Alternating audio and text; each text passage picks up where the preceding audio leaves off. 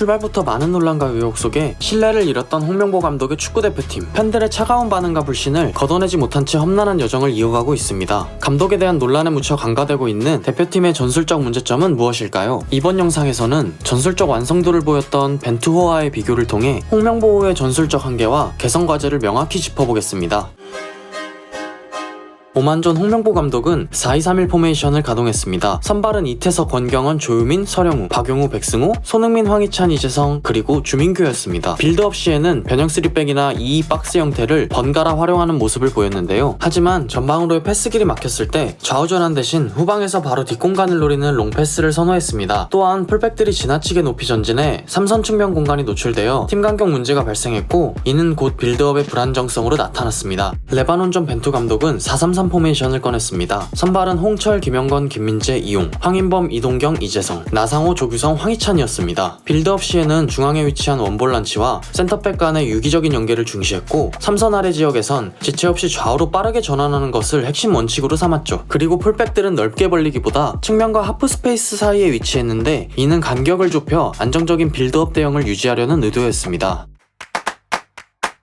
홍명보 감독은 요르단전 역시 4-2-3-1 포메이션으로 시작. 수비는 그대로였고 중원은 박용우, 황인범, 2선 황희찬, 이재성, 이동경, 최전방은 손흥민이었습니다. 이번 경기는 3-1 구조를 바탕으로 황인범 선수가 중앙에서 좌우 전환 패스를 통해 빌드업을 이끌었습니다. 팀적으로는 측면 지역에서 빠른 직선 패스를 시도하거나 상대의 뒷공간을 노리는 롱패스 시도도 병행했죠. 그리고 지난 경기보다 풀백의 위치는 낮았지만 이들을 후방 빌드업 과정에서 효과적으로 활용할 세부적인 계획은 여전히 부족해 보였습니다. 벤투 감독은 이라크전에서 정우영을 원볼란치로 기용하는 4-1-4-1 포메이션을 사용했습니다. 이어진 이란전에서는 황의조를 최전방에 배치하고 5명의 미드필더 라인을 구성한 4-5-1 포메이션으로 경기를 시작했습니다. 빌드업 시에는 정우영과 황인범을 중심으로 라볼피아나 형태와 2-2-2-3 구조를 활용한 유연하고 안정적인 대응을 유지했으며, 이전 경기와 마찬가지로 풀백을 높이 올리지 않아 팀 간격을 효과적으로 유지했고, 전방 패스 루트가 차단되면 즉각적인 반대 전환으로 공격 흐름을 이어가는 일관된 모습을 보였습니다. 기본적으로 홍명보 감독은 변형 3백을 바탕으로 초기 포지셔닝은 어느정도 갖춘 모습이었지만 선수들이 자리 잡은 공간을 효과적으로 활용하지 못했고, 공이 주로 측면에 머무르면서 중앙과 하프 스페이스의 활용도는 눈에 띄게 낮아 기회 창출에서 아쉬운 모습을 보였습니다. 공격 시 윙포워드는 주로 뒷공간 침투를 노렸지만 측면에서는 풀백과의 약속된 패턴 플레이가 부족했고, 후방에서 내려온 원톱에게 연결한 뒤 윙포워드가 침투하는 단순한 패턴이 반복됐습니다. 또한 밀집 수비를 공략할 세부적인 공간 창출 해법은 찾기 어려웠고, 볼을 되찾은 뒤 성급하게 공격으로 전환하는 모습 역시 구조적인 공간 활용에 어려움을 더하는 요인이었습니다. 반면 벤투호는 선수들이 일정한 간격을 유지하고 후방에선 빠른 좌우 전환으로 공간을 넓게 활용하는 것을 우선시하며 체계적인 모습을 보여주었습니다. 특히 하프 스페이스를 핵심 기점으로 삼아 항상 한 명 이상이 점유하며 비워두지 않았습니다. 그리고 이 지역을 중심으로 약속된 패턴을 보여주었는데요. 메짤라와 윙포워드가 연계하여 한 명은 깊숙이 침투해 수비를 유인하고 다른 한 명은 그 공간에 머무르며 상대를 교란하는 방식이었습니다. 이런 장면만 봐도 벤투호의 전술적 준비와 방향성이 잘 드러납니다. 홍명보는 요르단전에서 오만전의 아쉬움을 일부 개선하려는 시도를 보였습니다. 황인범의 투입으로 중앙 활용과 좌우 전환이 늘었고, 수비사의 공간을 만들어내는 장면도 분명히 많아졌죠. 하지만 공간 활용과 기회 창출의 핵심 문제는 여전했습니다. 하프 스페이스 점유는 늘었지만 여전히 피상적이었고, 공격 전개는 조직적인 움직임보다는 개인 능력에 의존하는 모습이 반복됐습니다. 특히 풀백과 윙포워드 간 연계 부족, 만들어진 공간을 효과적으로 활용하는 공격 패턴도 여전히 부족했습니다. 반면 벤투호는 이란전에서도 하프 스페이스 중심의 전술 기조를 유지하며 상대에 따라 공간 창출 방식을 유연하게 조정해 나갔습니다. 이라크전에서는 레바논전보다 중앙 활용 빈도를 높이고, 윙포워드가 수비를 끌어내면 메짤라가 침투하는 패턴과 풀백의 결정적인 오버래핑으로 선제골을 만들어냈습니다. 강팀 이란을 상대로는 정교한 간격 유지를 바탕으로 손흥민의 빠른 연계, 윙과 메짤라의 유기적인 스위칭, 빠른 역습 등 공격 루트를 다양하게 활용했습니다. 다만 풀백의 과도한 전진은 간혹 후방 빌드업의 안정성을 떨어뜨리는 아쉬움도 남겼습니다.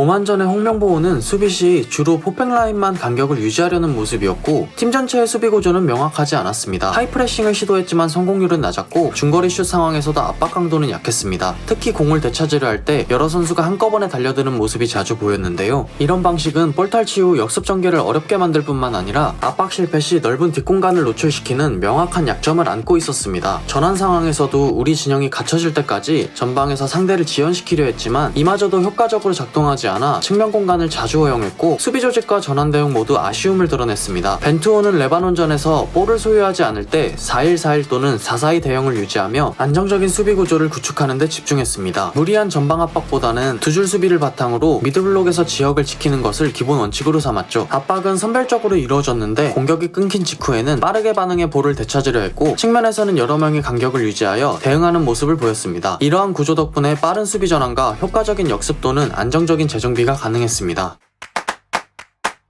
요르단전에서도 홍명보호는 포백 라인을 제외하면 명확한 수비 대응을 갖추지 못한 채 전체적으로 정돈되지 않은 수비 구조를 보였습니다. 전방에서는 3위 형태의 압박을 시도했지만 선수 간 거리 조절이나 압박 방향이 정교하지 않아 상대에게 실질적인 부담을 주긴 어려웠죠. 앞선 경기와 마찬가지로 공을 탈취한 뒤에도 주변에 역습을 이어갈 옵션이 부족했고 압박이 실패했을 땐 가담했던 선수들의 복귀가 늦어지면서 중원 공간이 쉽게 열렸습니다. 또한 전체적인 수비 조직과 전환 대응 역시 개선되지 않은 모습이었습니다. 반면 벤투호의 수비 구조는 이라크와 이란전에서도 유지되며 상황에 따라 유연하게 변화했습니다. 이라크전에선 볼란치가 내려와 5백을 형성했고 이란전에선 두 줄 수비 라인을 더욱 견고하게 유지하며 상대 공격에 맞춤 대응을 했죠. 기본적으로 미드블록 중심의 운영을 유지하면서도 압박 방식엔 차이를 보였습니다. 이라크전에선 여러 선수가 동시에 압박했고 이란전에선 최전방 공격수가 빌드업 방향을 유도하며 나머지 선수들이 지역을 지키는 방식으로 효율을 추구했죠. 벤투호는 레바논전, 이라크전, 이란전 모두 수비 전환 과정에서 빠른 초기 대응과 영리한 지연 플레이를 통해 안정적인 흐름을 유지했으며 일관된 수비 구조와 대응 방식을 꾸준히 보여줬습니다. 마지막으로 두 감독은 교체 카드를 활용하는 방식에서도 뚜렷한 차이를 보였습니다. 먼저 홍명보 감독의 교체는 부상이나 체력 안배 등 대응 중심이었고 전술적으로 큰 변화를 만들지는 못했습니다. 오만전 이강인의 투입은 불가피한 선택이었고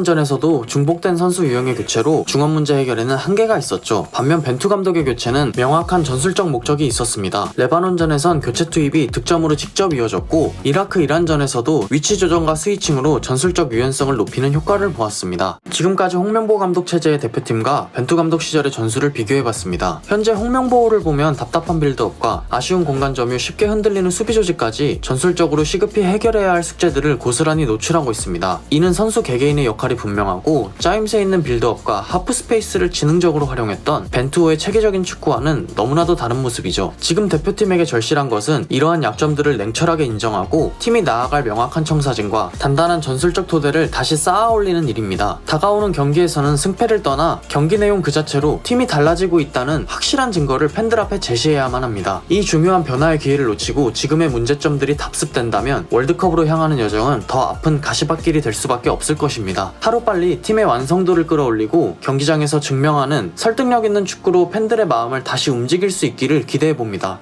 축구는 즐기는 것, 토이풋볼이었습니다.